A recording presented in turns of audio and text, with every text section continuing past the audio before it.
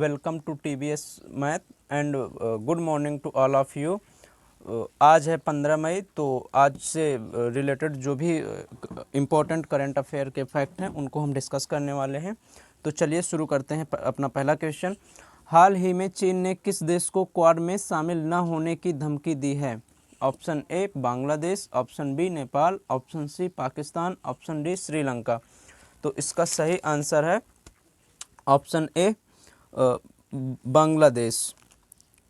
तो इसका सही आंसर है ऑप्शन ए बांग्लादेश। अब बात आई है बांग्लादेश की, तो बांग्लादेश से रिलेटेड जो भी फैक्ट हैं तो उनको हम डिस्कस कर लेते हैं। तो देखिए, बांग्लादेश की राजधानी है ढाका, जहां बिम्स्टेक का हेडक्वार्टर है, और बांग्लादेश की करेंसी है टका। प्रधानमंत्री शेख हसीना, और सुंदरवन डेल्टा जो कि विश्व का सबसे बड़ा नदी डेल्टा है वो भी बांग्लादेश में ही है, जहां मैंग्रोव वन पाए जाते हैं। अभी हाल ही में बांग्लादेश ने 50वां स्थापना दिवस मनाया था, जिसमें प्रधानमंत्री मोदी को आमंत्रित किया गया था। और एक ट्रेन है मैत्री एक्सप्रेस जो कि भारत और बांग्लादेश के बीच में ही चलती है। भारत का त्रिपुरा राज्य बांग्लादेश से तीनों ओर से घिरा है, तो बांग्लादेश और त्रिपुरा के बीच में जो लाइन बनती है उसको कहते हैं जीरो लाइन। और कुछ समय पहले ICC अंडर-19 वर्ल्ड कप हुआ था, जिसमें बांग्लादेश ने भारत को पीछे छोड़ा था और बांग्लादेश ने इस कप को जीता था। Next question number 2।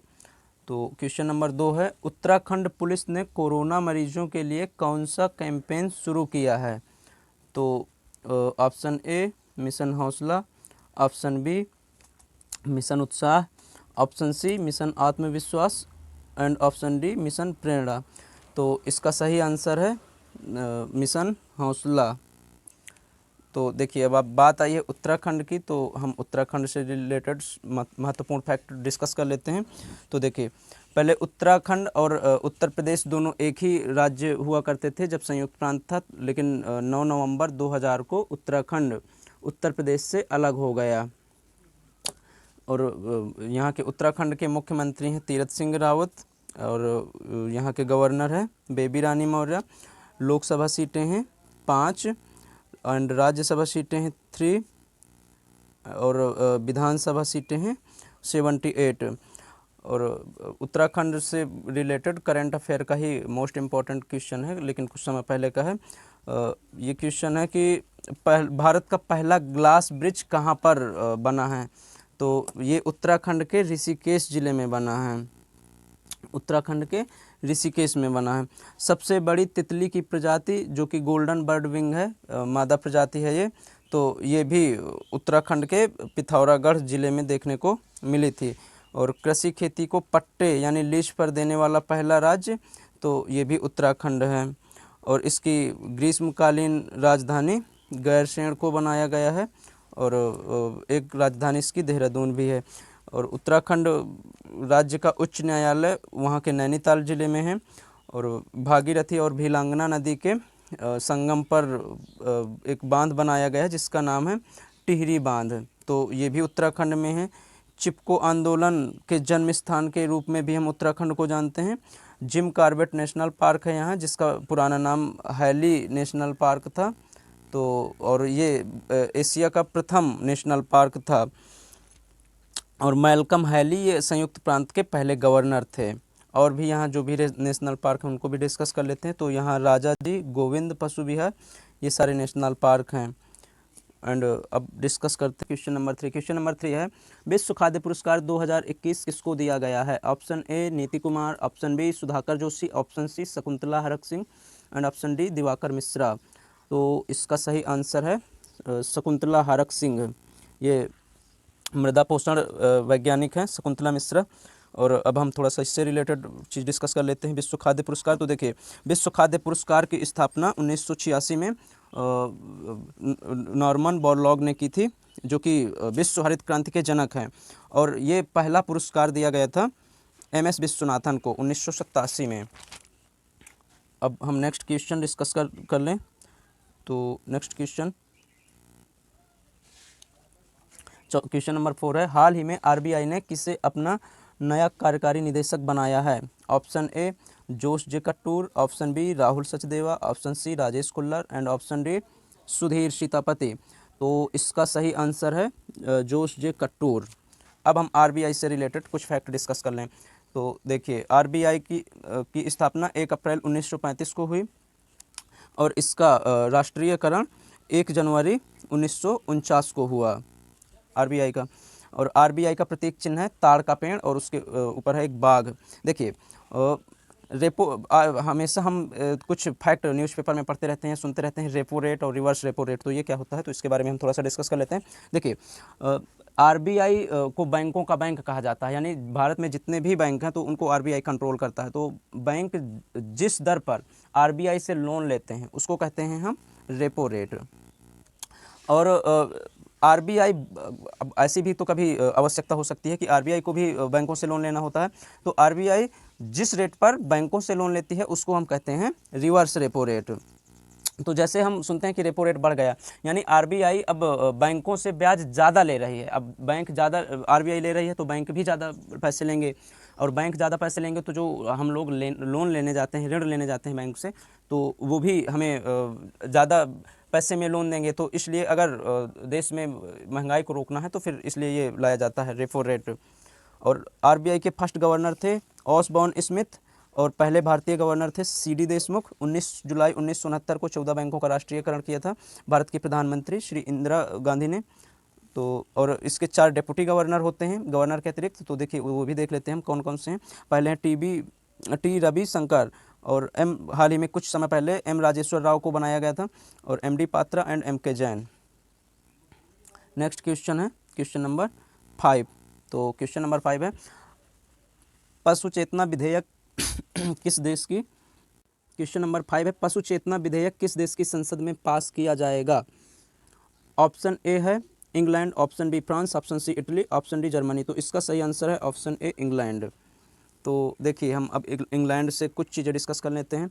तो इंग्लैंड जो है ये हम मेन ब्रिटेन को ही कह देते हैं इंग्लैंड। तो देखिए यहाँ पर है इंग्लैंड, हम मैप में आपको दिखा देते हैं। ये है देखिए यूनाइटेड किंगडम में 4 देश आते हैं। कौन कौन से हैं, तो यूनाइटेड किंगडम में जो 4 देश हैं तो वो उसमें है इंग्लैंड, उत्तरी आयरलैंड, स्कॉटलैंड एंड वेल्स। और देखो यहाँ पर है इंग्लिश चैनल, इंग्लैंड के पास ही है ये इंग्लिश चैनल। तो क्वेश्चन पूछा जाता है कि इंग्लिश चैनल को प्रथम पार करने वाले प्रथम भारतीय व्यक्ति कौन है, तो वो है मिहिर सेन। और पहली भारतीय महिला है आरती साहा जिसने इंग्लिश चैनल को पार किया। और अब यहाँ है फ्रांस एंड यहाँ है ब्रिटेन। तो फ्रांस और ब्रिटेन के बीच कौन सी जल संधि है, तो वो है डोवर जल संधि। ये कई बार एग्जाम का पार्ट बन चुकी है, तो इसको आप ध्यान रखिए। और हम डिस्कस कर लें कि ब्रिटेन और भारत के बीच में कौन कौन से युद्ध अभ्यास होते हैं। तो अजय वारियर, और जैसे हमारे यहाँ लोकसभा और राज्यसभा होती हैं, हमारे उच्च सदन को कहते हैं राज्यसभा और निम्न सदन को कहते हैं लोकसभा। इसी तरह जो ब्रिटेन का उच्च सदन है उसको कहते हैं हाउस ऑफ लॉर्ड, और जो निम्न सदन है उसको कहते हैं हाउस ऑफ कॉमन। तो और यहाँ के इंग्लैंड के पर्यावरण मंत्री हैं जॉर्ज यूटिस। तो देखिए इन्होंने ही ये सुझाव दिया है पशु चेतना विधेयक का कि पशु बूचड़ खाने में ना जाएं। तो इनको आप याद रखिए।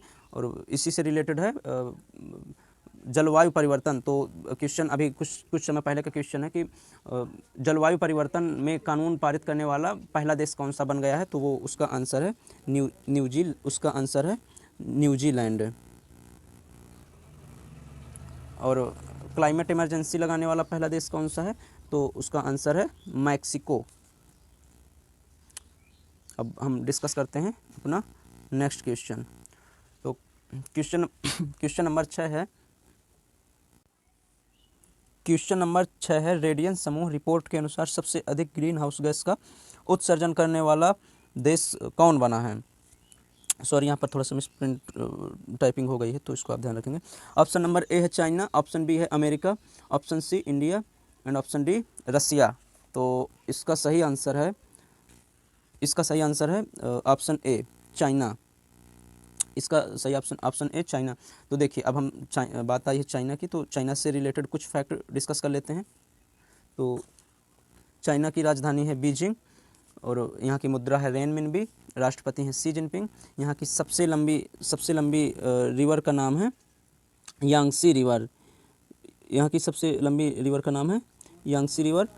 और यहाँ टकला मरुस्थल है, ज्योग्राफिकल क्वेश्चन पूछा जाता है कि टकला मरुस्थल कहाँ है, तो उसका आंसर है China. SCO Shanghai corporation organisation, इसका हेडक्वार्टर भी बीजिंग में है। AIIB Asian infrastructure investment bank, इसका हेडक्वार्टर भी बीजिंग में है। और हम चाइना और भारत के बीच होने वाली एक्सरसाइज का क्या नाम है, तो उसका नाम है हैंड इन हैंड।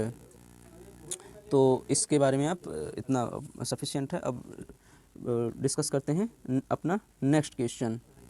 तो हमारा 7वां क्वेश्चन है, ICC क्रिकेट रैंकिंग में सर्वोच्च स्थान पर कौन सी टीम रही? तो ऑप्शन ए है India, option B Australia, option C West Indies and option D Bangladesh. तो इसका सही आंसर है हमारा प्यारा देश भारत।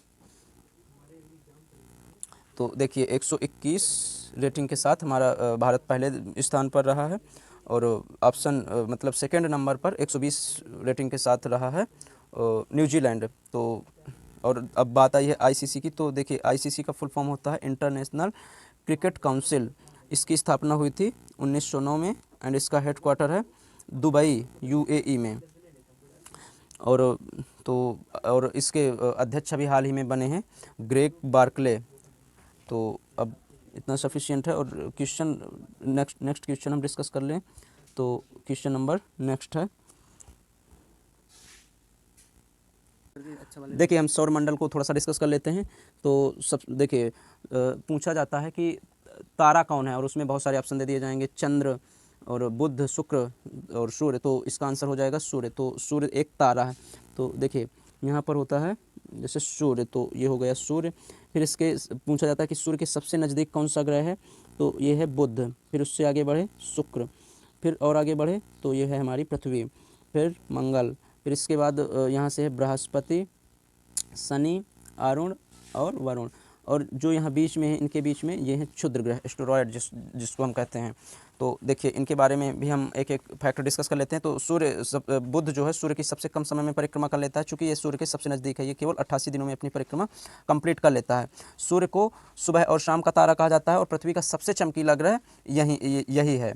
और पृथ्वी के बारे में तो हम जानते हैं। और मंगल ग्रह के 2 उपग्रह हैं जो पूछे जाते हैं, जिनका नाम है क्रमशः फोबोस और डिबोस। तो अब हम बढ़ते हैं नेक्स्ट क्वेश्चन की ओर। हमारा नेक्स्ट क्वेश्चन है, मौसम विभाग के मुताबिक देश के पश्चिमी तट पर 16 मई 2021 तक वर्ष 2021 का पहला चक्रवाती तूफान जिसका नाम है तौकाते दस्तक देगा, इसका नामकरण किस देश के द्वारा किया गया? ऑप्शन ए है Thailand, option B Bangladesh, option C Myanmar and option D Bharat. तो ये क्वेश्चन आप लोगों को ही बताना है। तो इसका आंसर आपको कमेंट बॉक्स में देना है, और जो भी विद्यार्थी इसका सबसे पहले आंसर देंगे तो कल हम उनके नाम का भी जिक्र करेंगे अपने चैनल पर। और प्लीज़ सभी लोग इसको ज़्यादा से ज़्यादा शेयर करिए। आपका हृदयपूर्वक धन्यवाद।